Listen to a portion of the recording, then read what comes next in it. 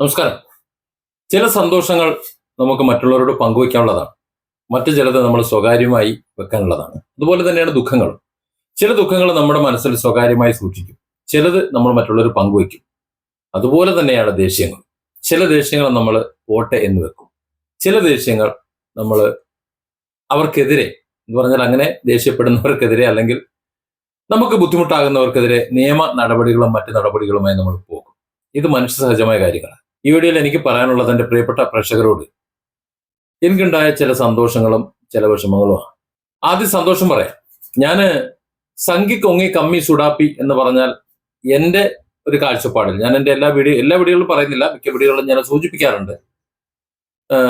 ആ മേഖലയിലുള്ള anti socials, അതാണ് ഞാൻ ഉദ്ദേശിക്കുന്നത്. ഒരു കമ്മി എന്ന് പറഞ്ഞു കഴിഞ്ഞാൽ കമ്മ്യൂണിസ്റ്റുകാരനല്ല, കമ്മ്യൂണിസ്റ്റ് അനുഭാവി എന്ന് പറഞ്ഞുകൊണ്ട് നടക്കുന്ന ആന്റി സോഷ്യൽസ് ആയിട്ടുള്ള ഒരു വിഭാഗം, മറ്റുള്ളവരെ ഭർസിക്കാൻ വേണ്ടി നടക്കുന്നത്, അവരാണ് കമ്മികൾ.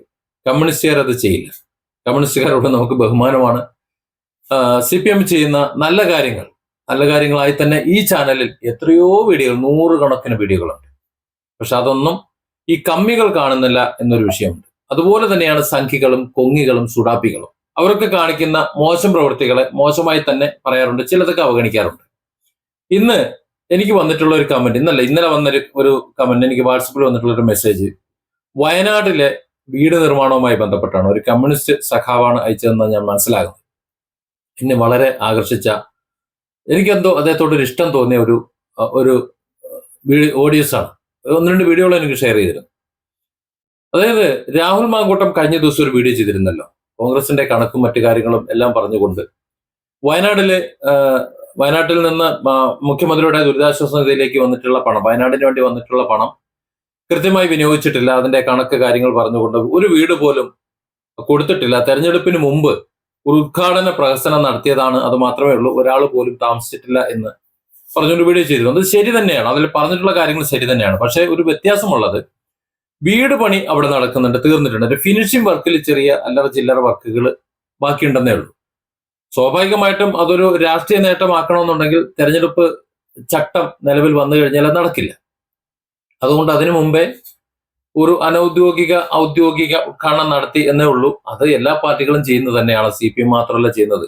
ഇപ്പൊ കോൺഗ്രസ് ആണ് ഭരിച്ചിരുന്നെങ്കിൽ അവരും അത് ചെയ്തേനെ. അവരല്ല ഭരിച്ചത് എന്നുകൊണ്ട് കോൺഗ്രസിന്റെ മണ്ടയിൽ ചാരുന്നു യൂട്യൂബേഴ്സ്, നമ്മളൊക്കെ അത് വാർത്തയായി ചെയ്യുന്നു, അത്ര തന്നെ ഉള്ളൂ. ഏതായാലും വീടുകൾ അവിടെ നല്ല രീതിയിൽ പണിയെടുക്കുന്നുണ്ട്. അതിൽ കുറച്ച് സാമ്പത്തിക പ്രശ്നങ്ങൾ അതിനകത്തുണ്ട്, അത് സത്യം തന്നെയാണ്, അതിനെ ഞാൻ നിഷേധിക്കുന്നില്ല. പക്ഷെ എങ്കിലും അവിടെ വീട് പണി നടക്കുന്നുണ്ട്, ഏകദേശമൊക്കെ ഫിനിഷിംഗ് പണിയിലേക്ക് എത്തിക്കഴിഞ്ഞു എന്നത് സത്യം തന്നെയാണ്. അതേസമയം കോൺഗ്രസിന്റെ വീട് പണി എന്ന് പറഞ്ഞാൽ, ഇപ്പൊ കഴിഞ്ഞ ദിവസം രാഹുൽ മാങ്കൂട്ടം തന്നെ പറഞ്ഞത് സ്ഥലം കിട്ടാൻ കുറച്ച് വൈകി, അതുപോലെ തറപ്പണി ഇപ്പൊ തറക്കല്ലിട്ടിട്ടുണ്ട് എന്നാണ് പറഞ്ഞത്. സ്ഥലം കിട്ടാൻ വൈകി എന്നത് എന്താണ് അതിന്റെ റീസൺ എന്ന് എനിക്കറിയില്ല. ഏതായാലും മുസ്ലിം ലീഗിന് സ്ഥലം കിട്ടുകയും ചെയ്തു, അവർ ആ വീട് പണിയെടുക്കുകയും ചെയ്തു, അവർ താക്കോല് കൊടുക്കുകയും ചെയ്തു, അതിൽ ആൾക്കാർ താമസം തുടങ്ങുകയും ചെയ്തു.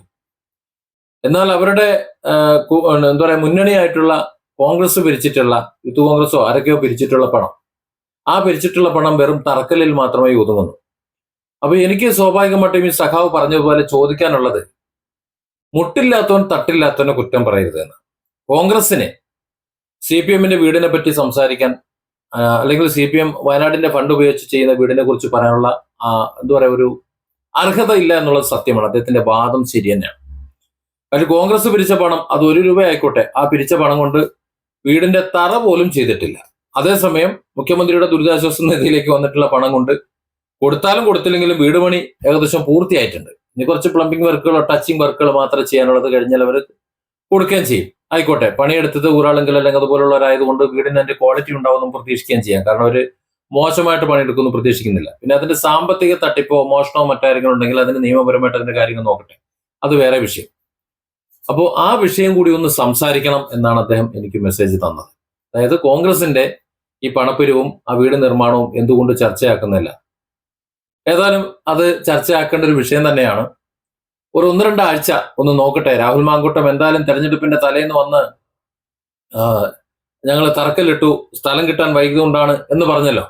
ഈ തറക്കല്ലായിട്ട് കിടക്കുകയാണോ, ഒരു 2 ആഴ്ച കഴിയുമ്പോൾ ഒരു തറയെങ്കിലും ആകൂ എന്ന് നമുക്ക് നോക്കാം. ചുമര് പടുക്കാനുള്ള ഒരു ഭാഗമെങ്കിലും ആകുമോ എന്ന് നോക്കാം.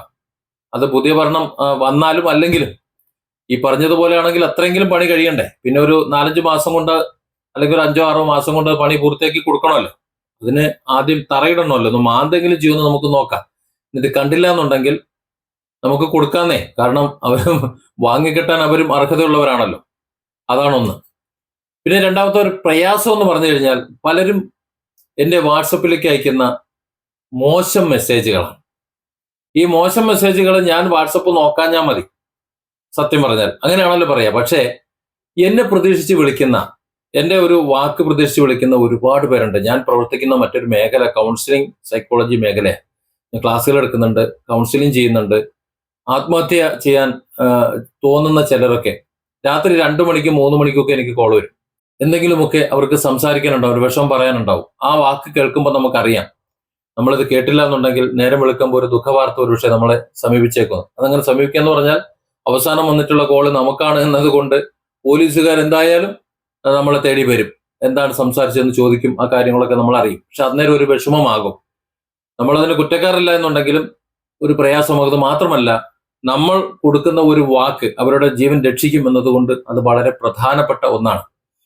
എന്റെ കൗൺസിലിംഗ് ജീവിതത്തിൽ ഇതുവരെ അത്തരത്തിലുള്ള ധാരാളം സംഭവങ്ങൾ ഉണ്ടായിട്ടുണ്ട്. ഒരു 5 മിനിറ്റൊക്കെ സംസാരിച്ച് ഒന്ന് ആശ്വസിപ്പിച്ച ഒരു സൊല്യൂഷൻ അവർക്കുണ്ട് എന്നൊരു ധാരണ കൊടുത്ത ശേഷം നമുക്ക് രാവിലെ സംസാരിക്കാം എന്ന വിധത്തിൽ ആ കോൾ അവസാനിപ്പിക്കുമ്പോൾ രാവിലെ വാട്സപ്പിൽ ഒരു മെസ്സേജ് വന്ന് കിടക്കും. നിങ്ങൾ ഇന്നലെ ആ ഫോൺ എടുത്ത് സംസാരിച്ചില്ല എന്നുണ്ടെങ്കിൽ ഒരുപക്ഷെ ഞാൻ ഇന്ന് ജീവനോടെ ഉണ്ടാവില്ല എന്ന്. ആ വാചകം കേൾക്കുമ്പോഴാണ് നമുക്ക് ഹൃദയത്തിൽ നിന്നൊരു എന്തൊക്കെയോ ഇങ്ങോട്ട് പറന്നു പോണത്. കാരണം ആ കോൾ എടുത്തിരുന്നെങ്കിൽ അപ്പോൾ ചിന്തിക്കുന്നത് ഒരു ജീവനാണ് രക്ഷപ്പെടുന്നത്.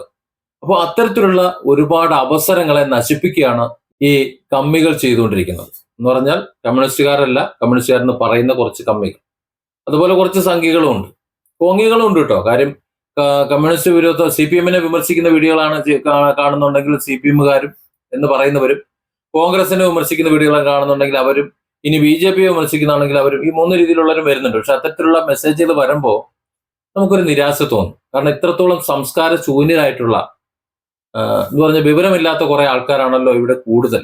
ഈ 2026-ന്റെ ഈ കാലഘട്ടത്തിൽ പോലും ഇത്തരത്തിലുള്ള വിവരദോഷികൾ ഉണ്ടല്ലോ എന്ന് ആലോചിക്കുമ്പോൾ വളരെ സങ്കടം തോന്നാറുണ്ട്. ഇതാണ് അതിന്റെ ഒരു വശം. ഇനി മൂന്നാമത്തെ വശം എന്ന് പറഞ്ഞാൽ ഭീഷണികളാണ്. അത്തരം ഭീഷണികൾ സാധാരണഗതിയിൽ ഞാൻ ഒഴിവാക്കി വിടല്ല പതിവ്. ഞാൻ എടുക്കാറില്ല. അവരെ ബ്ലോക്ക് ചെയ്ത് വെക്കും. പക്ഷെ നിരന്തര ഭീഷണിയാവുമ്പോൾ നമുക്കതൊരു പ്രയാസമുണ്ടാക്കും. ഇതുവരെ ഡിഫറെന്റ് ആംഗിൾസ് എന്ന ചാനലിൽ ഇത് വന്നതിന് ശേഷം 2009 തുടങ്ങിയ ചാനലാണ്. ഡിഫറെന്റ് ആംഗിൾസ് ആയിട്ട് ഒരു 3-4 കൊല്ലം ആയിട്ടുള്ളൂ. അതുവരെ സാബു കുട്ടോട്ടി എന്നുള്ള പേരിലായിരുന്നു. ഡിഫറെന്റ് ആംഗിൾസ് എന്ന പേരിൽ ഓരോ ദിവസത്തെയും കാര്യങ്ങൾ എൻ്റെ അഭിപ്രായത്തിനനുസരിച്ച് ഞാൻ പറഞ്ഞു പോകുമ്പോൾ അതിനനുസരിച്ച് ദേഷ്യം തോന്നുന്നത് സ്വാഭാവികം. വിമർശിക്കാം, കമന്റുകൾ എഴുതാം, അതൊക്കെ നിങ്ങളുടെ ഇഷ്ടം. നിങ്ങളുടെ പ്രൊഫൈലിൽ നിന്ന് എഴുതുമ്പോൾ നിങ്ങളെ വിലയിരുത്തും എന്നുള്ളതും അത് ജനങ്ങൾ എങ്ങനെ വിലയിരുത്തും എന്നുള്ളതും നിങ്ങളുടെ ഇഷ്ടം, ഓക്കെ. പക്ഷെ വ്യക്തിപരമായി എൻ്റെ മൊബൈലിലേക്ക് ഭീഷണികൾ അയക്കുമ്പോൾ അതെന്നെ അലോസരപ്പെടുത്തുന്നുണ്ടെന്ന് നിങ്ങൾ മനസ്സിലാക്കണം. പലരെയും ഞാൻ ബ്ലോക്ക് ചെയ്തിട്ടുണ്ട്. പക്ഷെ ഇപ്പോൾ ഈ അടുത്ത കാലത്തായി കുറച്ച് കൂടി വരുന്നുണ്ട്. അതുകൊണ്ട് ഇനി വെറുതെ ഇരിക്കണ്ട എന്നും അത്തരത്തിലുള്ള ഭീഷണികളെ നിയമപരമായി നേരിടാമെന്ന് ഞാൻ കരുതുന്നു. അതായത് കേസ് കൊടുക്കുക, പരാതി കൊടുക്കുക, FIR ഇടുക. വിദേശത്തുള്ളവരൊക്കെ ഉണ്ട്, ദുബായിലുള്ളവരും അതേപോലെ നേരത്തെ മറ്റെവിടെ ഉണ്ടായിരുന്നവരും ഒക്കെ കുറെ ആൾക്കാരുണ്ട്. ഇന്ന് ഞാനൊരു FIR ഫയൽ ചെയ്യുന്നുണ്ട്. ഇന്ന് മുതൽ അതിന്റെ നിയമ നടപടികൾ ഞാൻ തുടങ്ങുകയാണ്. ഇവിടെ നാട്ടിലേക്ക് വരുമ്പോൾ നിങ്ങൾ എയർപോർട്ടിൽ നിന്ന് പൊക്കിക്കൊണ്ട് പോയെന്ന് വരും. എന്നെ ഒന്നും പറയരുത്, എന്നെ വാശിയെടുക്കരുത്. അതുപോലെ ചിലപ്പോൾ ഒരു ആവേശം മൂത്ത് വാട്സപ്പിൽ തെറി വിളിക്കുന്നതായിരിക്കാം. ഭീഷണി എന്ന് പറഞ്ഞാൽ കൊല്ലും, വെട്ടിക്കീറും, വീട്ടിൽ കയറി ബലാത്സംഗം ചെയ്യും. ഇതൊക്കെയാണ് ഭാഷകൾ. അപ്പൊ ഇത്തരത്തിലുള്ള യാതൊന്നും തന്നെ ഞാൻ ആരുടെയും വാട്സപ്പിലേക്കോ അതല്ലെങ്കിൽ എന്റെ വീഡിയോയിലോ ഞാൻ പറഞ്ഞിട്ടില്ല. കാരണം ഏതാണ്ട് 5000-ന് മേലെ വീഡിയോകൾ കിടപ്പുണ്ട്. അതിൽ ഒരു വീഡിയോയിൽ പോലും ഒരാളെ ഭീഷണിപ്പെടുത്തുകയോ അപമാനിക്കുകയോ അവഹേളിക്കുകയോ ചെയ്യുന്ന ഒരൊറ്റ വീഡിയോ ഞാൻ ചെയ്തിട്ടില്ല, ചെയ്യുകയുമില്ല. കാര്യം എന്റെ ജോലി അതല്ല. എനിക്ക് വളരെ കൃത്യമായിട്ട് അറിയാം അത് ചെയ്യാൻ പാടില്ലാത്തതാണ് എന്ന്. ഞാൻ പ്രവർത്തിക്കുന്ന മേഖല അതായതുകൊണ്ട് തന്നെ മറ്റുള്ളവരുടെ മുന്നിലേക്ക് ചെല്ലേണ്ട ഒരു വ്യക്തിയാണ് ഞാൻ. ക്ലാസ്സുകൾ എടുക്കുന്നുണ്ട്, പല ട്രെയിനിങ്ങുകൾ എടുക്കുന്നുണ്ട്, കുടുംബ സംഗമത്തിൽ ക്ലാസ്സുകൾ എടുക്കുന്നുണ്ട്, ഗ്രൂപ്പ് കൗൺസിലിംഗ് ചെയ്യുന്നുണ്ട്. അപ്പൊ അതൊക്കെ നടക്കുന്നത് കൊണ്ട് സ്വാഭാവികമായിട്ടും അവിടെയൊക്കെ ചെല്ലുമ്പോൾ നല്ല വാക്ക് സംസാരിക്കണമെന്ന് പറയുമ്പോൾ ഇയാളല്ലേ അത് പറഞ്ഞത് എന്ന് പറയിപ്പിക്കുന്ന ഒരു വർത്തമാനം ഞാൻ പറയില്ല. അത് ഞാൻ സൂക്ഷിക്കുന്നുണ്ട്. അതുകൊണ്ട് തന്നെ എന്നെ അത്തരത്തിൽ ഭീഷണിപ്പെടുത്തുന്നവർക്ക് ഒരല്പം വിവരബോധം ഉണ്ടായിരിക്കണം, കാര്യബോധം ഉണ്ടായിരിക്കണമെന്ന് ഞാൻ ആഗ്രഹിക്കുന്നു. കാരണം എല്ലാവരും ഒരുപോലെ ആയിരിക്കണമെന്നില്ല, എല്ലാ സമയവും ഒരുപോലെ ആയിരിക്കണമെന്നില്ല.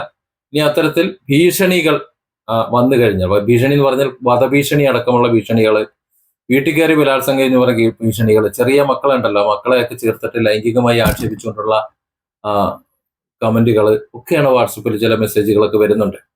ഇന്ന് ഞാൻ ഒരു FIR ഞാൻ ഇന്ന് ഫയൽ ചെയ്യുന്നുണ്ട്. നാട്ടിൽ വരുമ്പോൾ ആളിപ്പോ UAE യിലാണെന്നാണ്, ഞാൻ പരാതി കൊടുക്കുന്നുണ്ട് എന്ന് പറഞ്ഞപ്പോൾ അദ്ദേഹം പറഞ്ഞത് ആയിക്കോട്ടെ കൊടുത്തോ, ഞാനത് കണ്ടോളാം എന്നാണ് പറഞ്ഞത്. അപ്പോൾ പിന്നെ പരാതി കൊടുക്കാമെന്ന് തീരുമാനിച്ചു. എയർപോർട്ടിൽ നിന്ന് അദ്ദേഹത്തെ പൊക്കിക്കോളും, പോലീസ് പൊക്കിക്കോളും. വീട്ടിലേക്ക് പോകാൻ ചിലപ്പോൾ കഴിഞ്ഞില്ല എന്ന് വരും. എന്നെ ഒന്നും പറയരുത്. അത്തരത്തിലുള്ള ഭീഷണികളും മറ്റു കാര്യങ്ങളും വന്നു കഴിഞ്ഞാൽ നിയമപരമായി നേരിടും എന്ന കാര്യം ഞാൻ അറിയിക്കാം. പിന്നെ വിമർശനം, അഭിപ്രായങ്ങളും ഒക്കെ പറയുമ്പോൾ അത് എല്ലാവരുടെ അവകാശമാണ്. പിന്നെ എന്നെ തിരുത്താൻ, ഞാൻ പറയുന്നതിൽ തെറ്റുണ്ടെന്നുണ്ടെങ്കിൽ നിങ്ങൾ പറഞ്ഞത് ഇന്നത് തെറ്റാണ്, അതല്ല ഇതാണ് എന്ന് പറഞ്ഞുകൊണ്ട് എനിക്ക് ഡോക്യുമെന്റ് തരാണെന്നുണ്ടെങ്കിൽ ഞാൻ തിരുത്താൻ തയ്യാറാണ്. പക്ഷെ അങ്ങനെയല്ല തരുന്നത്. പകരം എന്നെ പച്ച തെറി വിളിക്കുക. ആ തെറി വിളി കേൾക്കാൻ ഞാൻ നിങ്ങളുടെ ചെലവിലല്ല, ഈ തെറി വിളിക്കുന്നവരുടെ ചെലവിലല്ല കഴിയുന്നതെന്നൊന്ന് ഓർപ്പിക്കട്ടെ. ഏതായാലും ഈ 3 കാര്യങ്ങൾ പറയാൻ വേണ്ടിയിട്ടാണ് ഈ വീഡിയോ. എനിക്ക് CPM-കാരോടും അതേപോലെ കോൺഗ്രസ്സുകാരോടും BJP-കാരോടും ആരോടും എനിക്കൊരു വിരോധമില്ല. ഈ 3 വിഭാഗത്തിലെയും ഭരണവിഭാഗങ്ങളോട് എനിക്ക് വളരെ സ്നേഹവും ബഹുമാനവും ഉണ്ട്. പക്ഷെ കമ്മികളോടും സംഘികളോടും പൊങ്ങികളോടും എനിക്ക്, ചുടാപ്പികളോടും എനിക്ക് യാതൊരു പ്രതിബദ്ധതയും ഇല്ല. വീഡിയോ അവസാനിപ്പിക്കുന്നതിന് മുമ്പ് എന്നെ രാഹുൽ മാങ്കൂട്ടത്തിന്റെ ആ ഒരു വീഡിയോയും അതുപോലെ വയനാട്ടിന്റെ കോൺഗ്രസിന്റെ വീട് നിർമ്മാണവുമായി ബന്ധപ്പെട്ടിട്ട് നമുക്കിതിനെക്കുറിച്ചൊന്ന് ചർച്ച ചെയ്യണ്ടേ എന്ന് ചോദിച്ച് എനിക്ക് മെസ്സേജ് അയച്ച ആ സഖാവിന് ഒരു ലാൽ സലാം പറഞ്ഞുകൊണ്ട് ഞാൻ അവസാനിപ്പിക്കാം. Different angles. Don't forget to subscribe and support this channel.